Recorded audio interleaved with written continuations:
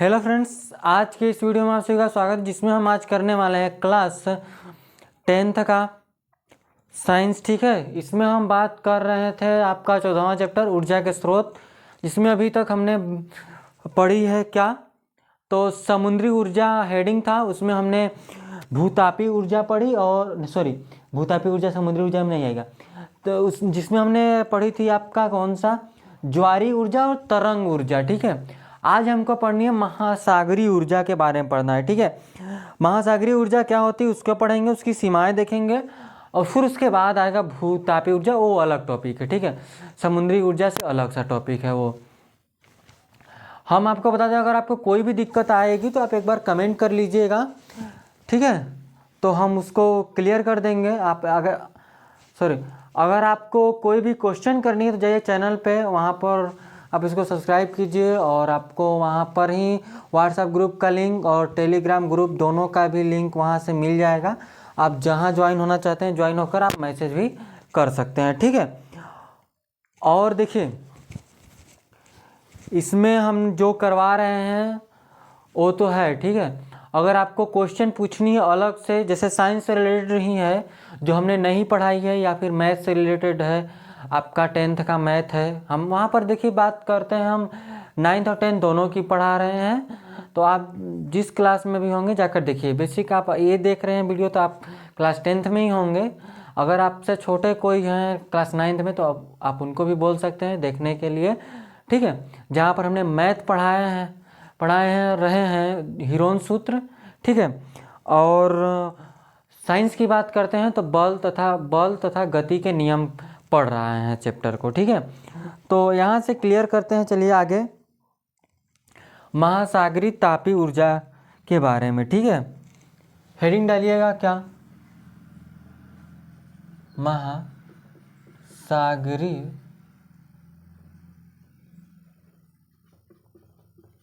तापीय ऊर्जा। महासागरीय तापीय ऊर्जा यह क्या होती है इसके बारे में हम पढ़ेंगे।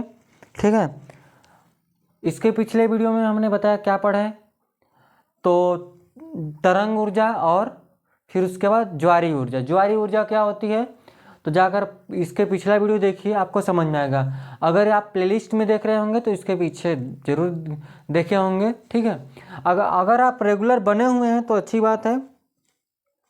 ठीक है, तो चलिए इसको हेडिंग डाल चुके होंगे तो आगे लिखते हैं कि ताप में अंतर का उपयोग, ताप में अंतर का उपयोग यानी कि पृष्ठ जल तथा गहराई जल में ताप का अंतर।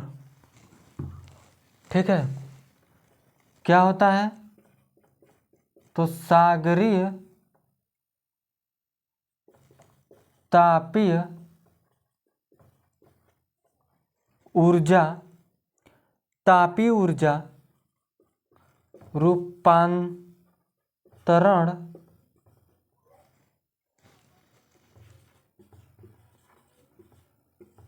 विद्युत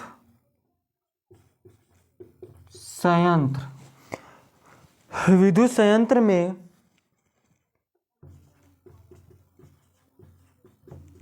ऊर्जा प्राप्त करने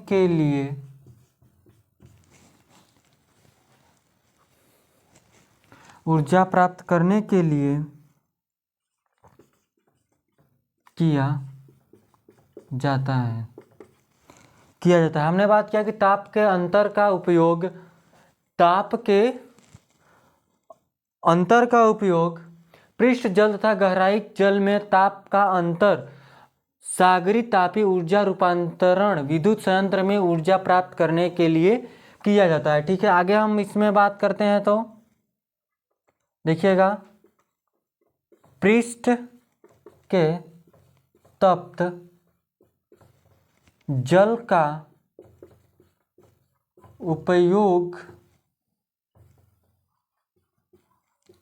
अमोनिया को उबालने में किया जाता है। पृष्ठ के तप्त जल का उपयोग अमोनिया को उबालने के लिए किया जाता है। ठीक है। द्रवों का वाष्प, द्रवों का जो वाष्प है जनित्र के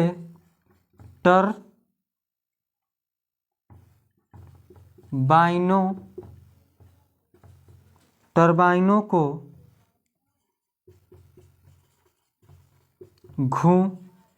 घुमाकर विद्युत उत्पन्न करते हैं। विद्युत कैसे उत्पन्न करते हैं? तो पृष्ठ के जल का उपयोग अमोनिया को उबालने में किया जाता है तथा द्रवों का जो वाष्प होता है जनित्र के टरबाइनों को घुमाकर विद्युत उत्पन्न करते हैं। ठीक है, ये हमने बात की। आगे हम इसके बात कर लेते हैं कैसी विद्युत उत्पन्न हुई। तो आपको समझ में आ गया होगा कि जो उसका पृष्ठ का जल होता है उसका उपयोग अमोनिया को उबालने में किया जाता है। उसके जो द्रव का जो वाष्प था जनित्र के टरबाइनों को घुमाकर विद्युत उत्पन्न करते हैं। ठीक है, तो इसकी सीमाएं क्या हैं उसकी बात कर लेते हैं। सीमाएं, हमने सबकी सीमाओं के बारे में पढ़ रहे थे। इसमें देख लेंगे कि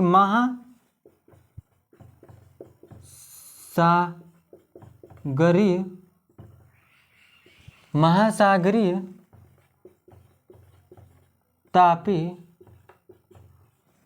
ऊर्जा की सीमाएं,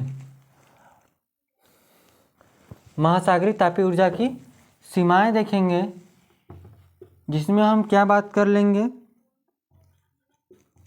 तो महासागरीय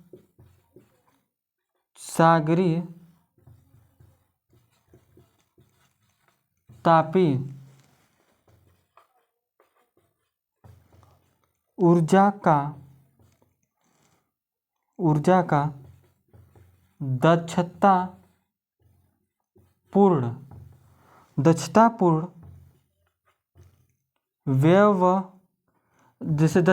व्यापारिक दोहन अत्यंत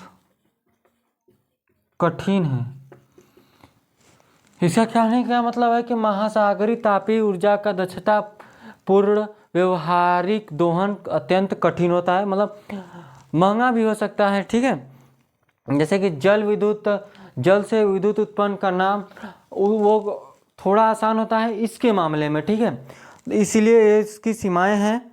आगे हम बात करेंगे भूतापीय ऊर्जा के बारे में। किसके बारे में बात करेंगे? तो भूतापीय ऊर्जा के बारे में। आपको सारी चीज़ें क्लियर हो रहा होगा, अगर नहीं हो रहा होगा तो एक बार आप कमेंट कीजिएगा। ठीक है, इसमें हम क्या करेंगे, भूतापीय ऊर्जा। भूतापीय ऊर्जा क्या होती है उसके बारे में लिखते हैं। ठीक है, ये आप लिख चुके होंगे तो हम इसको इरेज कर लेते हैं। ठीक है, देखिए ज़्यादा बड़ा लिखवा नहीं रहे हैं। ठीक,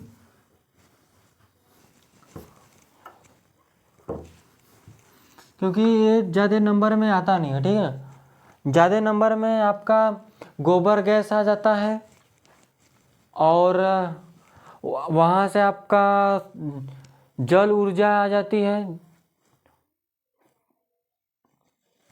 पवन ऊर्जा आ जाता है, ये सब।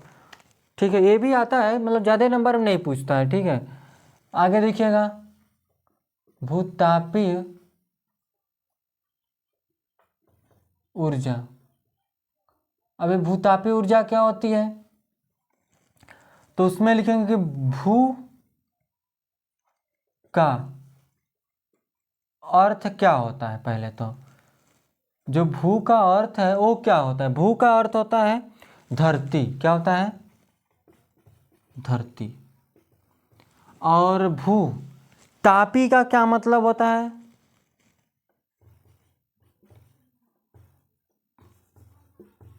तथा तापीय। तापीय का क्या अर्थ होता है? का अर्थ है उष्मा। भू का अर्थ होता है धरती और तथा तापी का अर्थ होता है उष्मा। ठीक है, आगे बात कर लेते हैं। तो टोटल इसका मतलब क्या हो जाएगा? तो होगा कि पृथ्वी के तप्त स्थानों पर या भू गर्भ में, भूमि के तप्त स्थानों पर या भूगर्भ में उपस्थित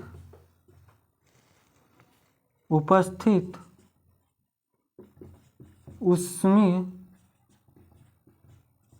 ऊर्जा को भूतापीय ऊर्जा कहते हैं। हमने क्या लिखा? भू का अर्थ होता है धरती तथा तापी का अर्थ होता है उष्मा। पृथ्वी के तप्त स्थानों पर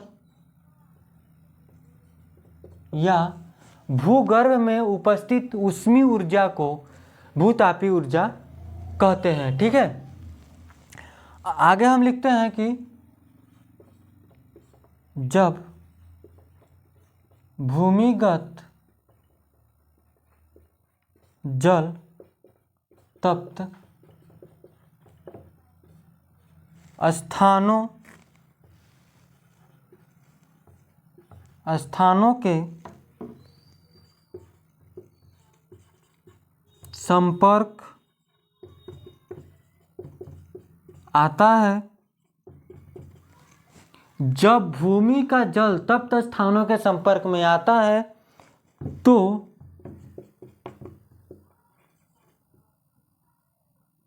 भाप उत्पन्न होता है। जब भूमि का जल तप्त स्थानों के संपर्क में आता है तो क्या होता है? भाप उत्पन्न होता है। वहां से क्या होता है? भाप उत्पन्न होता है। जब वह भाप चट्टानों से या चट्टानों के बीच में फंस जाती है, जो भाप जो होती है चट्टानों के बीच फंस जाती है तो इसका दाब बढ़ जाती है या बढ़ जाता है। ठीक है, उच्च दाब पर यह भाप पाइपों द्वारा निकाली जाती है। पाइपों द्वारा क्या हो जाती है? निकाली जाती है। फिर उससे क्या होता है कि निकाली जाती है जो टरबाइन को घुमाती है। ठीक है, तथा विद्युत उत्पन्न की जाती है और विद्युत उत्पन्न की जाती है। ठीक है, दाब देखिए क्या है कि जब भूतापीय ऊर्जा क्या है, तो बेसिक सी बात यह है कि भूमि का वह स्थान जहाँ पर भूमि अंदर से गर्म होती है, जब अंदर का भूमि के अंदर का जो जल होता है वो तप्त स्थान के संपर्क में आती है तो वो क्या होती है कि भाप बनती है। वो जो भाप होता है चट्टानों के बीच में जाकर फंस जाता है, तो फिर उसके बाद बहुत ज़्यादा दाब लगता है वहाँ पे। जब ऐसे तो पता नहीं चलेगा ना कि वहाँ भाप बन रहा है कि नहीं, तो इसकी खोज करके वहाँ से उसको पाइपों द्वारा निकाला जाता है भाप को, फिर उससे टरबाइन को घुमाया जाता है, जैसे कि जल से घुमाया जा रहा था, ठीक है। फिर उसके बाद हवा से भी घुमाया जा रहा था, पवन चक्की जिसे बोलते हैं। फिर उसके बाद अभी हम देखें समुद्री तापीय ऊर्जा में भी देखे हैं। फिर उसके बाद आपका ज्वारी ऊर्जा में वही हम काम करते, टरबाइन को ही घुमा रहे थे। सेम काम यही यहाँ करेंगे, कोई विद्युत उत्पन्न करेंगे तो टरबाइन को घुमाएंगे ही, सिंपल सी बात है, विद्युत जनित्र, ठीक है। ये हो गई आपका यह, ठीक है। ये तो हो गया क्लियर कि भूतापीय ऊर्जा होता क्या है। आगे हम बात कर लेते हैं भूतापीय ऊर्जा के लाभ के बारे में।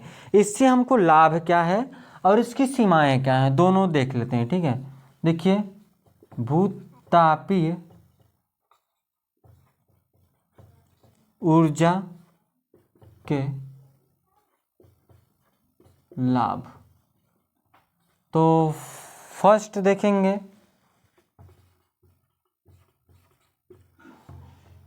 इसके द्वारा विद्युत उत्पादन की लागत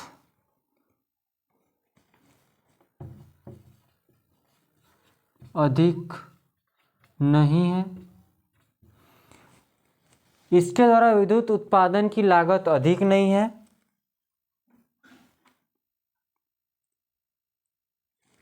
और क्या है दूसरा,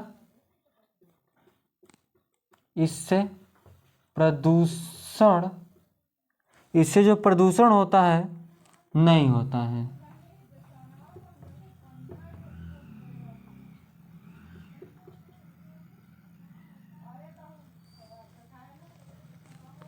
इससे प्रदूषण नहीं होता है, ठीक है। ये हमको लाभ होता है कि इसको लगाने में ज़्यादा पैसा नहीं लगता है और इससे प्रदूषण नहीं होता है, ठीक है। अगर इसकी हम सीमाओं की बात कर लेते हैं तो भूतापीय ऊर्जा सीमित स्थानों पर होती है। भूतापीय जो ऊर्जा होती है हर जगह तो होगी नहीं, हर जगह थोड़ी पृथ्वी गर्म ही है। गर्मी रहेगा तो रहेगा इंसान कहाँ से, तो हर जगह पृथ्वी गर्म नहीं है अंदर से, ठीक है। जहाँ पर है वहाँ पर लगाए गए हैं, तो क्या करेंगे, इसको इरेज करें ऊपर वाले को। इसकी सीमाओं को भी देख लीजिए क्या है, कैसे है, ठीक है। देखिए यहाँ से ये भी इरेज करते हैं, लिखिएगा भूतापीय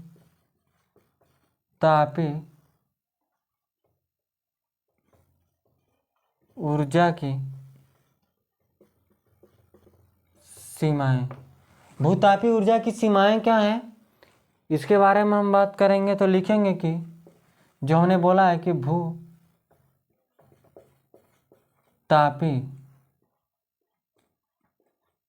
ऊर्जा सीमित स्थानों पर ही उपलब्ध है।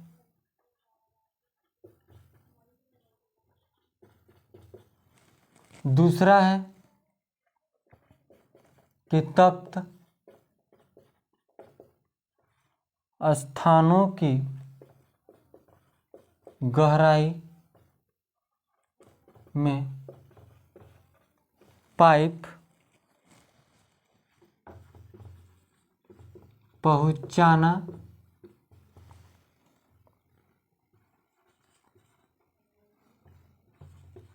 मुश्किल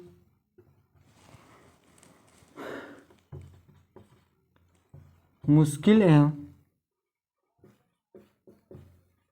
महंगा होता है। जहाँ मान लीजिए कि ऊपर मिल गया तो वहाँ तो ठीक है, जहाँ बहुत ज़्यादा गहरा में है तो वहाँ तो पाइप पहुँचाने में ज़्यादा महंगा पड़ ही जाएगा। आगे हम बात करेंगे जैसे कि कई जैसे देश हैं जहाँ पर ये लगाई गई हैं भूतापीय ऊर्जा, जैसे कि न्यूजीलैंड हो गया, ठीक है, अमेरिका हो गया, ठीक है, संयुक्त लिखेंगे कि क्या, न्यूजीलैंड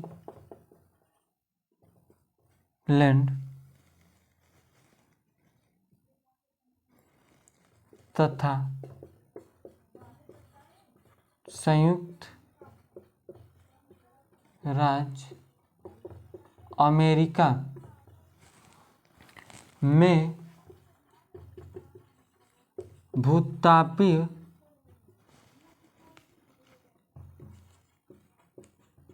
ऊर्जा पर आधारित कई विद्युत संयंत्र कार्य कर रहे हैं। न्यूजीलैंड और संयुक्त राज्य अमेरिका में भूतापीय ऊर्जा से बहुत सारे विद्युत संयंत्र कार्य कर रहे हैं, ठीक है, समझ में आया क्या। आगे हम देखें तापीय ऊर्जा।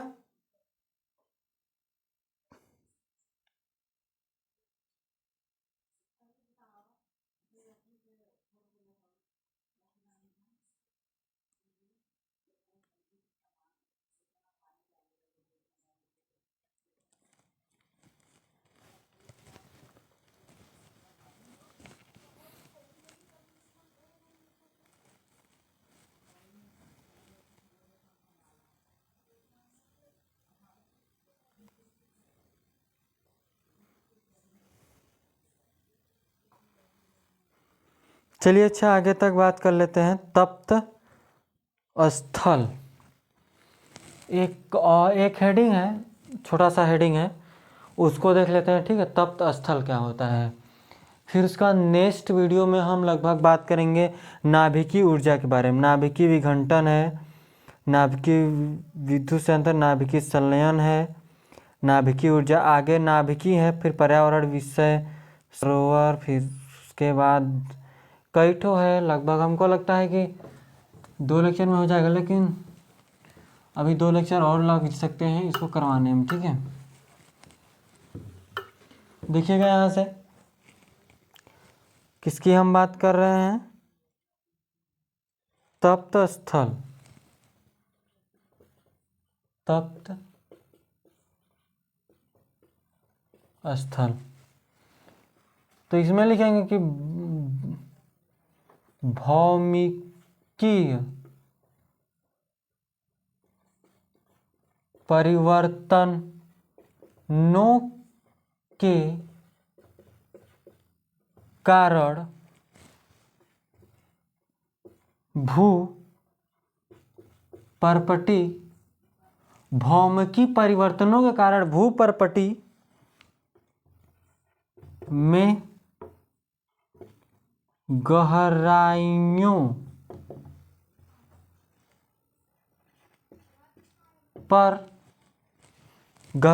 पर तप्त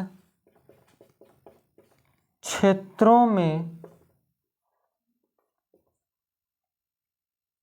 पिघली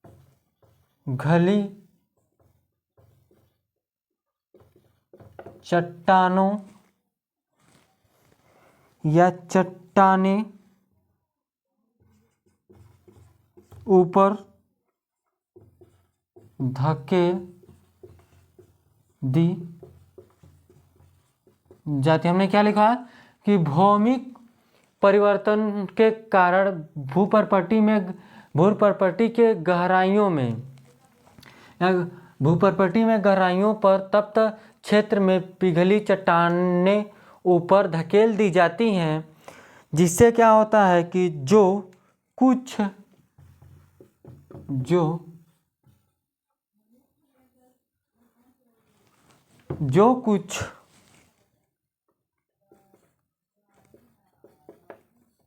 क्षेत्रों में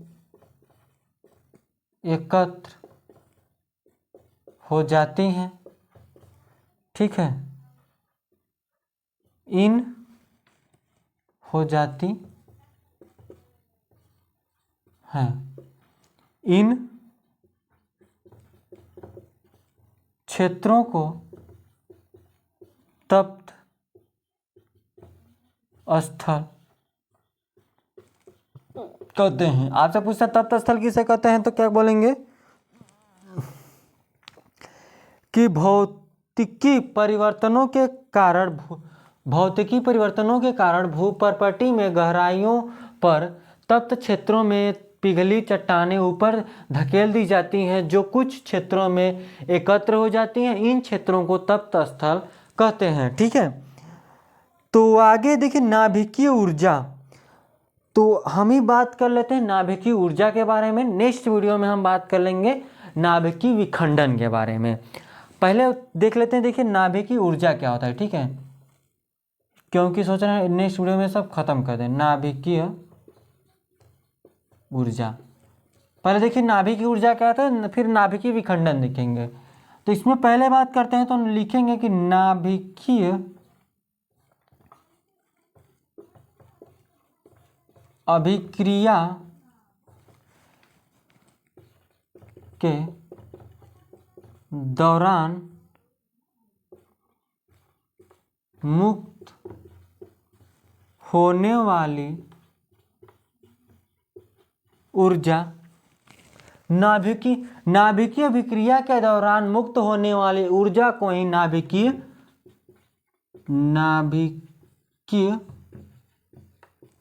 ऊर्जा कहते हैं।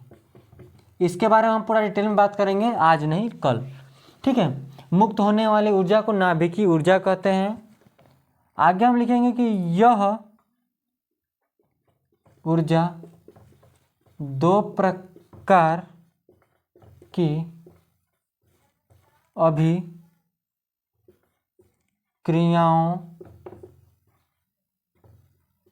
अभिक्रियाओं द्वारा प्राप्त की जाती हैं, ठीक है।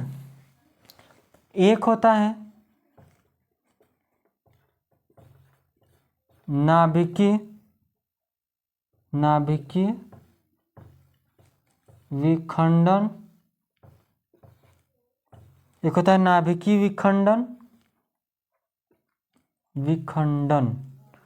एक होता है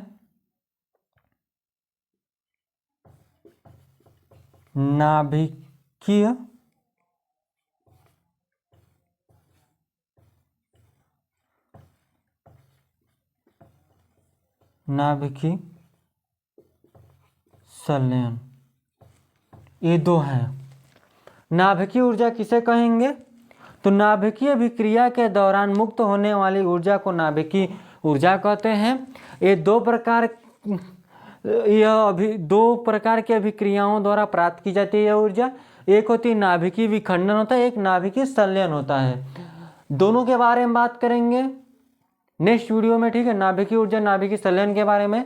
तो आज के लिए बस इतना रखेंगे। अगर आपको कोई भी डाउट हुआ होगा तो आप कमेंट कीजिएगा, ठीक है।